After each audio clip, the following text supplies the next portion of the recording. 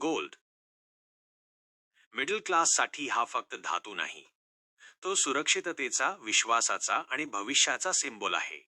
लग्न असो, अडचण असो किंवा फ्युचर प्लॅनिंग, गोल्ड नेहमीच आठवतो. सर्वात आधी आजची सिच्युएशन क्लिअर करूया. आज गोल्ड स्वस्त नाही, हे मी स्पष्ट सांगतो. पण महाग असणं म्हणजे चूक असणं असं नाही.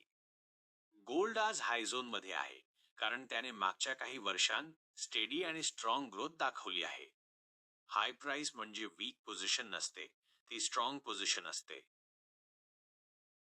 पण आज एक रियालिटी आहे, गोल्डची प्राइस इतकी वाढली आहे की सामान्य माणूस कन्फ्यूज झाला आहे.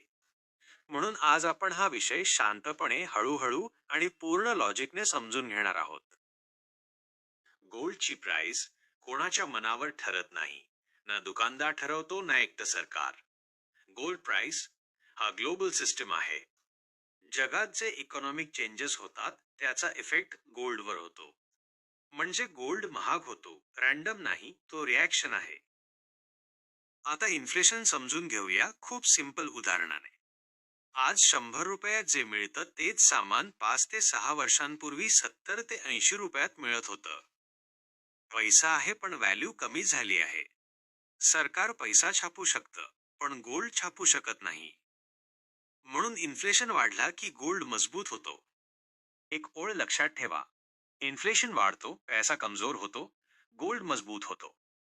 दुसरं मोठं कारण आहे फिअर. युद्धाच्या बातम्या, रिसेशनची चर्चा, मार्केट क्रॅश. अशा वेळेस माणूस रिस्क घेत नाही, तो सुरक्षितता शोधतो. शेअर मार्केट रिस्की वाटतो, बिझनेस अनसर्टन वाटतो, आणि मग लोक गोल्डकडे वळतात. गोल्डला सेफ हेवन म्हणतात. म्हणजे संकटाच्या काळात जो ॲसेट व्हॅल्यू टिकवतो. फिअर वाढतो आणि गोल्ड चमकतो.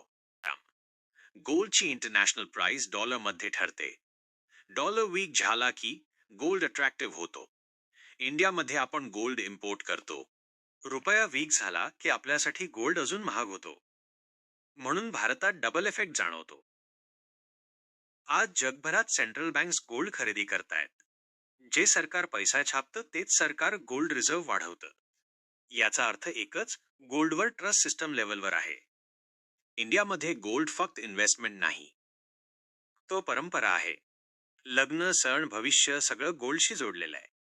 डिमांड जास्त आहे आणि गोल्ड लिमिटेड आहे, म्हणून प्राइस वाढतो. पूर्णविराम. मग प्रश्न येतो, आज गोल्ड घ्यायचं का? उत्तर आहे बॅलन्स. एकदम सगळा पैसा गोल्डमध्ये नको, पण गोल्ड पूर्ण इग्नोर करणं ही सुद्धा चूक आहे. गोल्ड पेशन्स मागतो. गोल्ड ट्रेडिंग नाही, गोल्ड शॉर्टकट नाही, गोल्ड प्रोटेक्शन आहे. मिडल क्लाससाठी गोल्ड हा सेफ्टी बेल्ट आहे. व्हिडिओ उपयोगी वाटला असेल तर लाईक करा आणि फायनान्स नॉलेजसाठी चॅनल सबस्क्राईब करा.